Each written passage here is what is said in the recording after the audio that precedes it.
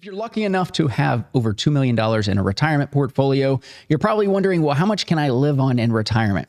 I'm going to get to that. I'm going to go through all the variables, but I really want to just let you know how fortunate you are. According to Federal Reserve Survey of Consumer Finances, only about 3.2% of retirees have $1 million or more in retirement savings. So if you're sitting with $2 million, you're super fortunate. You've done an excellent job. So congratulations.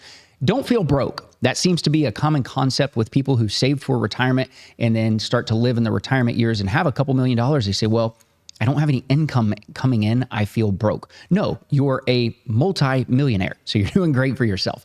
All right. So let's take a look at the variables here and let's really figure this out, because before we actually talk about how much you can live on, we've got to focus on all the different things that you should be considering. The first one being Social Security. Are you a single filer, or do you have a spouse married filing jointly and you have two Social Security incomes coming in? If you're single, well, it's pretty easy. You've got one Social Security income and that's it. If you're married filing jointly, you have a spouse, then now you've got two Social Securities coming in as far as income, and that is going to help significantly, though there's always the risk, though, that if something were to happen to one of the two of you unexpectedly, then you would only have one Social Security. So you have to really factor that into the plan.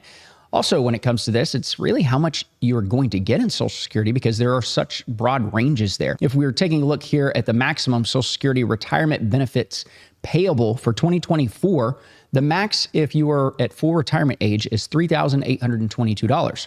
Retiring at 62 and taking the full retirement at 62 is going to leave you $2,710 at age 70, $4,873, which is a lot of money. Think about that. At age 70, you're getting nearly $60,000 a year in Social Security income. What if that were to be for you and your spouse? Well, so they were also getting the max benefits. Well, that would be almost $120,000. You cut that in half if something happens to one of the two of you and you only get 60. Again, you can see how that would derail a plan. So make sure you're taking that one into consideration. Also, you've got to think through how your dollars are allocated. And when I say that, I'm talking about, are they in cash, stocks, bonds? I just had somebody that I talked with the other day, and they have over $5 million that they've saved up for retirement. Obviously done a very good job at it. They're pretty frugal, which is why they've been able to save what they've saved. So they're not looking to live this lavish lifestyle in retirement. And their portfolio currently consists of a significant amount of cash and bonds and only a little bit of stocks. And though, depending on what their goals are, and when we did the goal discovery with them, trying to figure out, okay, how much do you want to leave for your kids? How much do you want to live on in retirement? All these different things that we were talking through, it came to the point where it was really, if they didn't do anything at all, and I told them directly this, I said, if you just sat on your hands, you should be fine in retirement. Now, does that mean that we can't, make it better for them? Not at all. We could still do some things to tweak to make sure that we're meeting all of their goals and needs, and hopefully leaving a nice amount for inheritance for the sake of that. But at the same time, having your allocation is going to really help to drive that retirement plan. And what I mean by that is, if we look at this screen here, we can see the asset allocation could be if you're in an ultra growth account. And when I say ultra growth, we're looking at, the majority equities, 90% stocks, 10% bonds. Now, this is just a projected return. This is not anything as far as, what we're reflecting here at Jazz or anything like that. But if we're looking at this, the annual return of 8.8% with a standard deviation, meaning that, standard drawdowns, what you're looking at here, or deviation from just the averages, you're looking at a 8.8%. So that could go either way. Then if we're looking at just a moderate portfolio, your annual return looking at 6.9%. Now, again, with this, you're wanting to start to factor in things like, do you work with an advisor? If you're working with an advisor and you're projecting a 6.9% return, if their fees are 1%, now are we looking at a 5.9% return? Because again, that's going to change everything when it comes to your financial future and your retirement plan. The third thing that we really want to consider is the type of account that you have. Is everything in pre-tax dollars, or do you have brokerage accounts? Do you have Roth IRA accounts? What kind of accounts do you have that you are looking to live on in retirement? If everything is pre-tax, then that is a different scenario than if you're all tax-free, such as in a Roth. So you've got to think through that to make sure that you're, listing out what you have and meeting all the needs there if you need to be paying taxes as well. Other things to consider are pensions. Do you have any other types of income coming in? Any kind of inheritance coming in? Sometimes people don't want to count on that, and I completely understand that. I don't like the idea of saying, hey, all right, let's make sure that the plan equals what it needs to be by building in this inheritance. But if you really know, you've had the conversations, you could at least try to work on that. And that's a big one for tax strategy too, because if you're going to inherit $1 million in pre-tax dollars, that could change the plan completely and also the tax strategy. Another one that you've really got to think through is state income tax. If you live in the state of Florida, we don't have a state income tax. And sure, maybe you could argue that our property taxes may be a little bit higher, or for the sake of insurance with hurricanes and risks like that. So that's something to build into the plan. But state income tax, if you're retired, some states still are taxing your dollars. And so you've got to really build that into this plan to make sure that you're accounting for that as well, because that could be a few percent, give or take, that could be going out that is not something that's actually going to your pocket. And really, I think probably the biggest one that a lot of people, that's a variable that a lot of people are concerned with, and that's your health. If your health goes south, what does that look like? What do the expenses look like? If you need long-term care, what are the costs there, and how does that affect your retirement plan?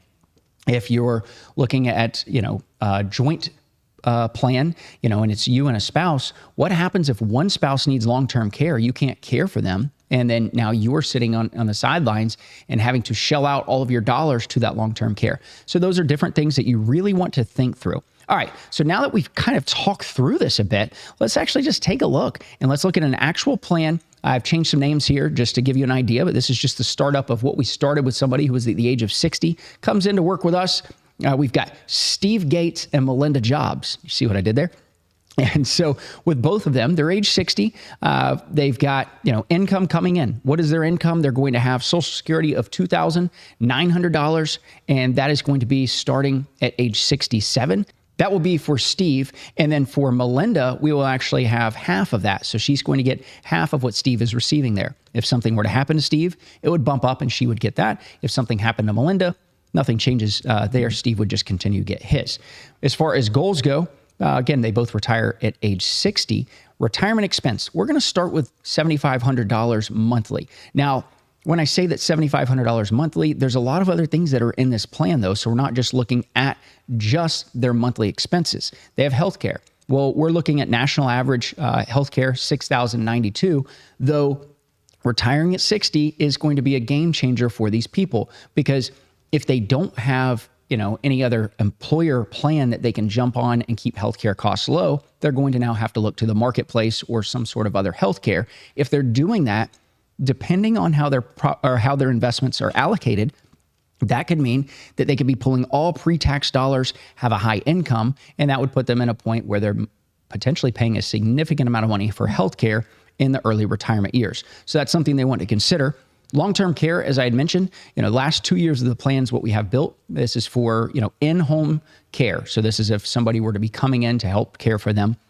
Not around the clock, but more of just coming in. You have a nurse that would be coming in to make sure, you're taking your medications, all these different things. National average there, 68,640. Then we have something called the go-go years.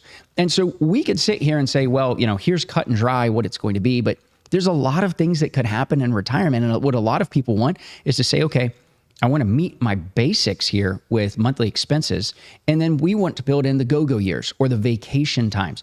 And so we're looking at that. And for them, through age 70 for Steve, every year they're going to spend an additional $70,000. And so as far as their asset allocation, how they're invested, all these different things here, or actually let's look at asset location, $2 million, it's all pre-tax dollars. Their house is paid for. We're accounting for their property tax and insurance built into their monthly expenses. So we're not looking at that different. And then as far as their actual investment allocation goes, we're looking at a moderate portfolio. So they are in that 60-40 allocation. So that's what we're looking at when it comes to the breakdown on everything that they have here. So if we actually look at their retirement process and what this looks like in their analysis, they have a 63% probability of success of having $512,855 remaining. That is adjusted for inflation. So you're looking at really today's spending power at the end of life. Now, some people may say, hey, you know what? That's too much money. I don't need that much money at the end of the plan. The risk is really starting to factor in, sequence of return risk. What happens if a market has a pullback? We can look at things like that. And really, this is something that you should be thinking through. And that's by stress testing your plan. What happens if the market does a pullback of, let's say, 20%? Well, if the market pulled back 20% immediately, then they would be at a 45% probability of success. Is that really comfortable for you? In my scenario as a planner, I'm looking at this and saying, no, this isn't going to work. We would have to make adjustments. Maybe you live on a little less. Maybe you're not taking those vacations during those years. Those are things that are going to have to be really thought through when it comes to this. Now, at the other side of this, though, the analysis over here is running a Monte Carlo scenario where it's running 1,000 scenarios, and it's really trying to find a happy medium. You can see in the confidence here that it's going to factor in, an extremely good stock market, a really bad stock market, and everything in between to find that median line. Now, that's trying to factor in the sequence of return risk. If we take that out completely, we can look at things on a cash flow perspective. Cash flows are going to say, well, you know what? Everything happens in what you call a linear fashion, or it happens the same every year. So that 6.9% return that they would be receiving, they would get the same amount every single year, and then, continue that on through retirement years. Well, that would mean not adjusted for, future dollars or adjusting for inflation, but they would have $2 million remaining at the end of the plan. That's a significant amount of money. But looking at the other scenario, it's saying potentially only having $500,000 and only a 63% probability of success through retirement. So there's some real big factors that we have to look at and take into consideration. Now, if we're talking with them, I personally like the idea of saying, you know what, a planner is here to help you through all of retirement. So could we take 63% probability of success and make it work? There's a good possibility as long as they could cut their expenses if they needed to at different times, especially if there's a market pullback. But if they say, you know what, we need these types of dollars, we're going to have the conversations of saying, you know what, maybe Steve works an additional year, or possibly we just have to find ways to cut all the expenses throughout the rest of retirement to have that continuation. Or you could even consider taking a little bit more risk. The problem with taking more risk is making sure that there's enough dollars on the side if something were to happen, such as a large market correction, as we saw in 2008, where it took roughly 5 years for the recovery process. That's not something that happens all the time, but we really do have to think through the worst of it to make sure that we're meeting everything for your plans to make sure that you can stay retired. So those are different factors that come into play here. But just looking at this and just cutting things back, let's just say that we cut it back to a $6,500 monthly expense, not including healthcare, which is an additional. And then we also have the idea of the go-go years as well. Look at there, you're already at an 81% probability of success and potentially 1.2 million remaining. Now, again, there's got to be some kind of dollars remaining, because if you just get it to the point where you don't have any dollars remaining, you may just be stuck on Social Security. So that's something to think through as well. But this is just a base breakdown. Your scenario is probably going to be much different, but I hope that you took some things away from this. If you have some other nuggets that you're thinking of or questions, put those in the comments below.